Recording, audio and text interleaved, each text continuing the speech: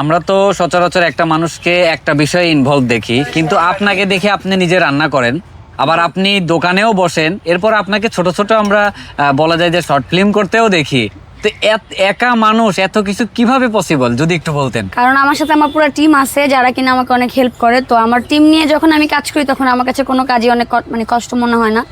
যেমন রান্নার ব্যাপারটা আমাকে সবাই হেল্প করে, এই জন্য তাড়াতাড়ি রান্না হয়ে যায়।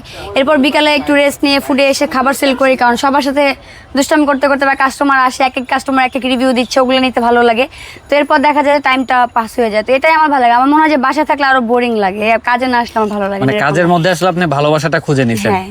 তবে আপনি একটা প্রকৃষ্ট উদাহরণ যে আসলে মানুষ চাইলে কিন্তু সব পারে। অবশ্যই। যেটা আপনাকে দেখলে আমরা বুঝতে পারি যে একা মানুষ এত কিছু কিভাবে সম্ভব। যেমন আমরা নিজেরাই কিন্তু এক কাজ থেকে আরেক কাজে যেতে পারি না, কিন্তু আপনি সমস্ত কাজ একাই হ্যান্ডেল করতে করতেছেন। হয়, দায়িত্ব কাঁধে আসলে সবকিছুই করতে হয়। আপনি মেয়েদের উদ্দেশ্যে কি বলতে চান? মানে এই যে আপনি একা একটা নারী উদ্যোক্তা হয়ে এত 50 জন বা 100 জন কর্মসংস্থান তৈরি করে দিয়েছেন, বা আপনি একা এত কিছু করেন, তো এটার জন্য আপনি অন্য নারীদেরকে কিভাবে উদ্বুদ্ধ করতে চান?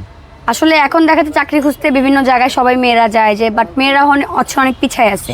মানে এরকম একটা প্রচলন আছে যে মেয়েরা কিছু পারে না। তো আমি ওই মেয়েদের উদ্দেশ্যে বলতে চাই যারা এরকম কথা শুনে আসছে বা তারা এরকম ভাবে যে আমরা আসলে কিছু পারবো না, তাদের উদ্দেশ্যে বলতে চাই চাইলে সব কিছু সম্ভব যদি কঠোর পরিশ্রমী হওয়া যায় এবং সততার সাথে কাজ করা যায়, হোপসো সব কিছুই পারা যায়। তো ওইসব নারীদের উদ্দেশ্যে বলতে চাই যে আপনি আপনার জায়গা থেকে শুরু করেন, ছোট থেকে শুরু করেন। আমার মনে হয় যে ছোট থেকে অনেক বড় কিছু হবে, কারণ আমার বিজনেসটা থেকেও আমি কিন্তু খুব ছোট থেকেই শুরু করেছিলাম। ছোট থেকে আস্তে আস্তে আজকে 2 বছর পরে আমার 5টা দোকান। তো আপনারাও আপনাদের জায়গা থেকে শুরু করেন, যে কাজ পারেন সে কাজ দিয়ে স্টার্ট করেন। আমার মনে হয় যে ভালো কিছু ইনশাল্লাহ ফিউচারে আছে। আল্লাহ কার জন্য কী লিখে রাখছে এটা আমরা এখনই বলতে পারবো না। তো অবশ্যই ভালো কিছু থাকবে, আপনারা আপনাদের জায়গা থেকে স্টার্ট করলে।